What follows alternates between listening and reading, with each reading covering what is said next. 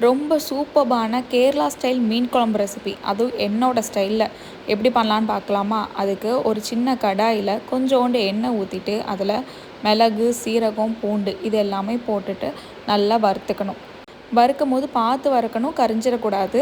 இது கூடவே ஒரு 10 to 15 சின்ன வெங்காயமும் ஒரு கைப்பிடிக்கு கருவேப்பிலையும் இதையும் சேர்த்துட்டு நல்லா வெங்காயம் நல்லா வதங்கி கலர் டிரான்ஸ்பரண்ட்டாக மாறுற வரைக்கும் நல்லா வதக்கி இதை ஓரமாக எடுத்து வச்சுக்கணும். அதே கடாயில் ஒரு கைப்பிடி அளவுக்கு துருவின தேங்காய் சேர்த்து ப்ரௌன் கலரில் ஆகிற வரைக்கும் அதை நல்லா வறுத்து எடுத்துக்கணும். வறுக்கும் போது பார்த்துக்கணும், கரிச்சிடக்கூடாது. கரிச்சிட்டிங்கன்னா குழம்பே ரொம்ப கசப்பு டேஸ்ட்டில் வந்துடும். நல்லா வறுத்ததுக்கப்புறம் அதே பிளேட்டில் போட்டு ஆற விட்டு மிக்சி ஜாரில் நல்லா மையாக அரைச்சி எடுத்துக்கிடணும்.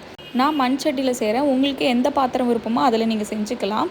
நான் மண் சட்டியில் கொஞ்சம் நல்லெண்ணெய் ஊற்றிட்டு அதில் கடுகும் வெந்தயமும் போட்டு நல்லா பொரிய விடுறேன். பொரிஞ்சதுக்கப்புறம் இதில் நீட்டமாக நறுக்கி வச்சுருந்த சின்ன வெங்காயம் ஒரு 10 வெங்காயம் போல் அதில் சேர்த்து நல்லா வதக்கி விட்டுக்கிறேன். வெங்காயம் கலர் டிரான்ஸ்பரண்ட்டாக ஆனதுக்கப்புறம் இதில் ஒரு தக்காளி 2 பச்சை மிளகா இதை சேர்த்து நல்லா வதக்கிக்கிறேன். நல்லா அது வெந்து வந்ததுக்கப்புறம் 2 ஸ்பூன் மல்லிப்பொடி, 1 ஸ்பூன் வத்தப்பொடி, அரை ஸ்பூனுக்கு மஞ்சப்பொடி இதையும் போட்டு இது கூட கருவேப்பிலையும் சேர்த்து நல்லா வதக்கி விட்டுக்கிறேன். இப்போ நான் அரைச்சி வச்சுருக்க அந்த பேஸ்ட்டையும் நான் ஆட் பண்ணிவிட்டு இதில் கொஞ்சம் உப்பும் அந்த மிக்சி ஜாரை கழுவி ஊற்றின தண்ணியும் சேர்த்து நல்லா கிளறி விட்டுக்கிறேன். இப்போ நான் புளிக்கு பார்த்தீங்கன்னா குடம்புளி தான் யூஸ் பண்ணிக்கிறேன். இதை ஒரு 15 நிமிஷத்துக்கு சுடுதண்ணியில் போட்டுட்டு நல்லா அது ஊறி வந்ததுக்கப்புறம் இதை குட்டி குட்டியாக பிச்சு இதையும் நம்ம ஆட் பண்ணிக்கிறோம்.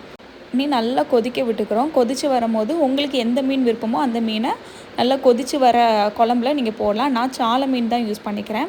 மீனை ஃபுல்லாக போட்டுட்டு மீனை உடையாமல் நல்லா பார்த்து கிளறி விடணும், இல்லைன்னா மீன் உடஞ்சிரும்.